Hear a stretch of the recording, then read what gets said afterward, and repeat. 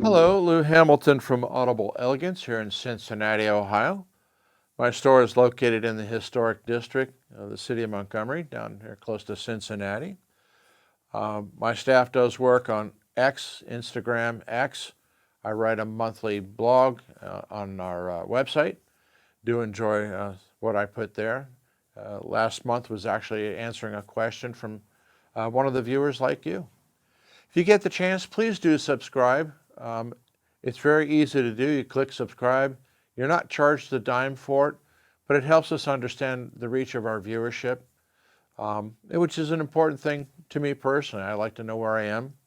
I'm very pleased that I've got a lovely audience overseas as well. So my my thanks to those people in Europe and England, and I have a few Aussies in it, and a few people in the Asian countries as well. If you're down in South America, I'd like to hear from you. I want to see how far we're going. Tonight I thought I would talk about something really simple, and it's called your electrical outlet. And the reason I want to talk about electrical outlets is there's a basic quality you probably should be using, and then there's a lot of specialty companies doing a lot of things that I've never played with. So I'm not going to pass judgment on whether it has been cryogenically treated, whether some sort of wonder metal is used or anything like that, because I haven't played with them to know the results. But a lot of homes, particularly newer homes, are wired with particularly poor sockets. And some of them have got one of those things that drive me nuts, but my home was fairly new when it was built. And it has all those little tamper-proof sockets. It drives me crazy because I can never get anything in. But a lot of those sockets that are, duplexes that are put in your house, you're really looking at a duplex plug that sells for anywhere between 69 cents and $1.19. And while they initially can grab okay, continued use, they actually get sloppy and very loose.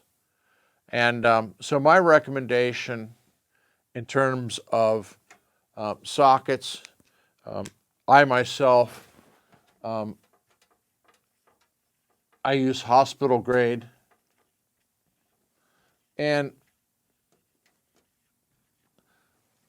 what makes hospital grade receptacles different is they're meant to hold the plug firmly and in place so that if someone were to hit the cord, the result would be the person would fall down, the patient would still have their compressed air going on, because being connected is really important. So I use hospital grade. Typically I use Hubble. In my store, typically you'll find them, I use the normal color ones so people don't get offended. Some of the hospital grade ones are actually orange in color to designate it. They also make them in red. And in hospitals, those are used for different critical levels, so to speak, of what they can use it for. And but if you want to get into some of the specialty ones, I think a company like Wattsgate or something, they make them. How well they perform versus using a good hospital grade plug, I don't have an opinion. If you've played with them and you want to write your comments about what your experience has been with different AC sockets, that'd be great. To let everybody else know, or at least to have an idea of what you've experienced. Because the hospital grade ones, typically be around $15 to $20 each. When you get into some of these specialty ones, they can go as high as $200 and $300 each. And I don't know whether the dividends are there, so to speak, on the investment and something like that. But as I said, hospital grade for the AC receptacles. The other thing you want to consider is the gauge of wire that is run to the receptacles.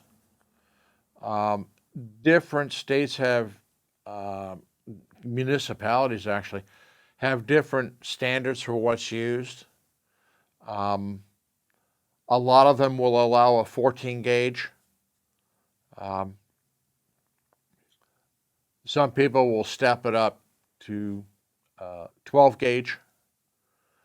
And in my case here for my store, I want a step further. I'm running 10 gauge. But when you get to 10 gauge, you're no longer running a type of Romex. You actually have individual strand runs for hot, neutral, and ground. And in our case, that meant also something a little different, which was we have extraordinarily long lengths of ground cables from each socket to a star ground. That helps us deal with potential noise levels and such. It's not something I necessarily recommend for a homeowner to do, but since we're in a presentation mode and we make our living doing this, then the investment to make sure that each one of our demonstrations isn't hobgoblin or boogered because of an electrical deficiency, becomes really important. And it's also quite a bear running individual runs of wire 50 to 100 feet. And in some cases, that's how long some of the runs were.